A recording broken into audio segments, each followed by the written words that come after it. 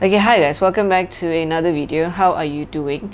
Today's video is actually something very new. I've never done it before because I'm not a very technical person. Neither is my IT side of knowledge very excellent. I just know if it does the job or not. Today I will be speaking about my experience using the Asus Fx505D for the last a year and a half, in using it for in particular video editing and as well as photo editing.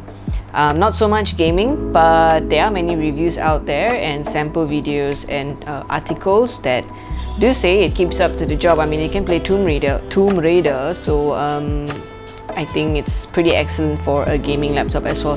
It is actually a gaming laptop, but I was looking for something which was value for money at that point in time, and yeah, that's the reason I bought it. So let's go. Let me share some stuff with you. Maybe it can help you, maybe not. Okay.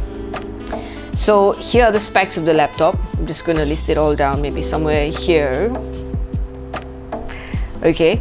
Like I said, I'm not a very technical person, but some of the specs that are remarkable for the price is the 8 gigs of RAM. And the good thing is it's not Apple, so you can always open the chassis and change whatever you want to, upgrade it and stuff. So it start off with 8 gig of RAM. Then it's got a dedicated graphics card, which is the NVIDIA GTX 1660 graphics card.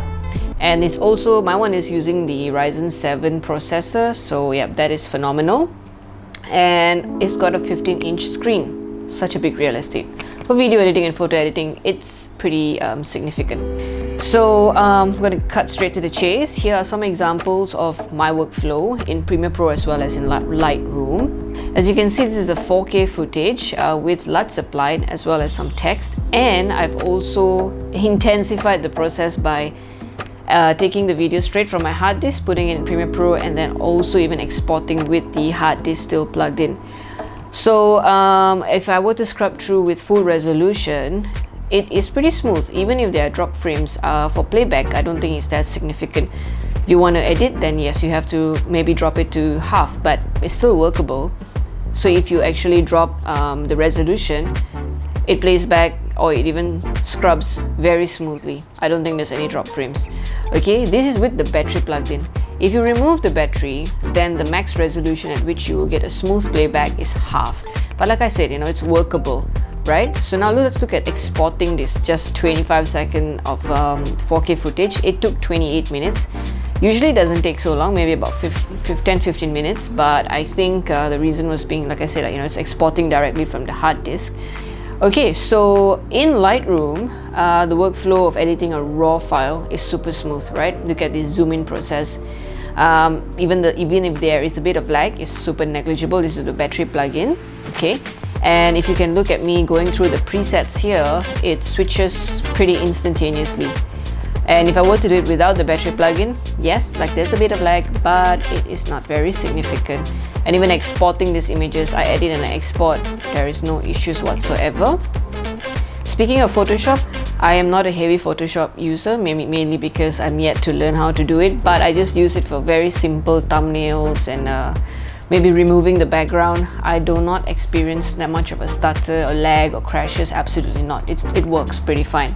Okay, now getting down to the pros and cons from my experience in using this laptop, which I think is worth telling you.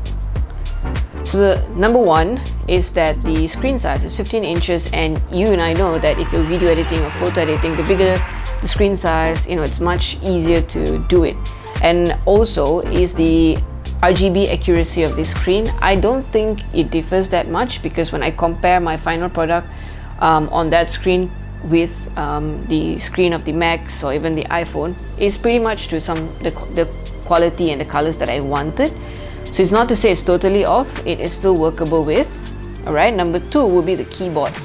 The keyboard is so fantastic. I just love to, some people, you want to type and you want to get that satisfaction of hitting on the keyboard, right? Yeah, you do. And for gaming, I have tried gaming with PAS without a joystick.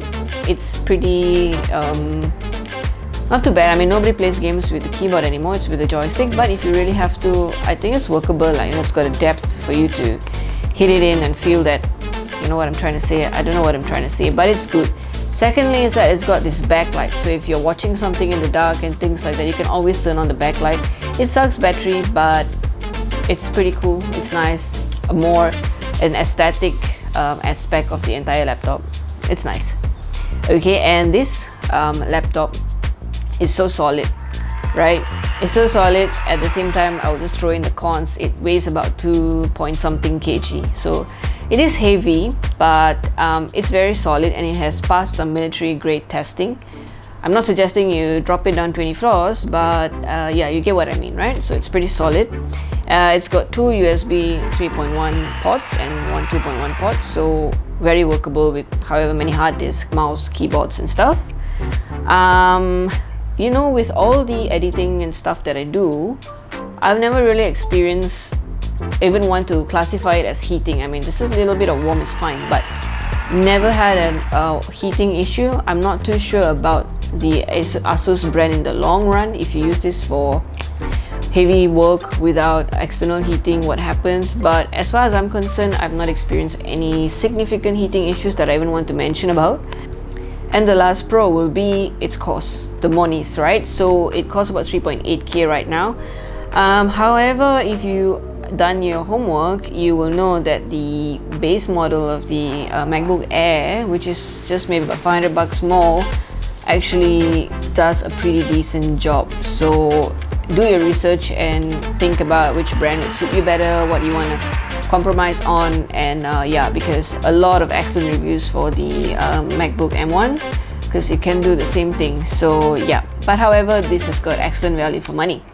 So now some of the cons is that it is battery dependent. You can edit without the battery, but what will happen is that the performance is battery dependent, right? And the max it will last, if you're doing heavy tasks, it's about 45 minutes to an hour. If not, if you're surfing and Netflixing, maybe about 2 hours. But even if you were to be watching like YouTube and stuff, sometimes I do see that it stutters a bit. I mean, just like a quick second or so. Yeah, I mean, but these are all not like cons to completely throw off your decision to buy this laptop. But it's there, so I have to mention it. And then, yeah, its weight, right? It's really heavy. Not that you're hiking with this laptop. I don't know, maybe you are. But the portability, it is, you can just put it in your backpack and carry it around. Take it out, then you need to also carry this charger with you, which is also huge, and a mouse, and maybe you're using a keyboard. So putting all this together, it gives you a very bulky scenario. I don't know if you want to be in that scenario, but do think about it. Customer care. As of today, I've not had any need to contact customer care, but I'll wait once, which I was trying to chat with them online regarding warranty application and stuff. But I don't know, it was a bit challenging. The interface wasn't very smooth, and I think the call line is an international number, it's not a local number. Yeah, you know, so like Dell, I think for me, Dell has got the best customer care support. This is nowhere near Dell. I have not had a significant problem to completely discard the customer care service, but I don't think the accessibility is as accessible as Dell. So, yep. Camera quality, like if you are a student and you're considering this, and you know, now all the classes are online, so you would maybe want to consider an external camera for your Zooms and for your meetings and stuff, because the quality is pretty not so commendable. But hi guys, so this is the camera, the front-facing camera at the lowest brightness, and I'm going to increase the brightness gradually. There we go.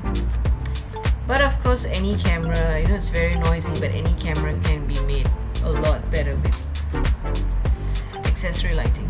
So, you know, everything is fixable with light. If that's not your cup of tea, then I don't think it's very expensive to get a webcam camera these days, so maybe you need an external camera. But then again, it adds on to the bulky components, so yeah. And then the speakers, as like I've mentioned, the audio quality is good. I mean, it's fair. Is it significantly loud that outside the room you can hear it? No, it's just inside the room, but it's at the base. So if you put it on a solid surface, it'll reflect. Doesn't sound too bad. But if you're watching it on your bed or something like that, the sound is not going to reflect. It's going to be very muffled. So You won't be able to hear the conversations in your money heist program, you know what I'm saying? Yep, so those are my cons.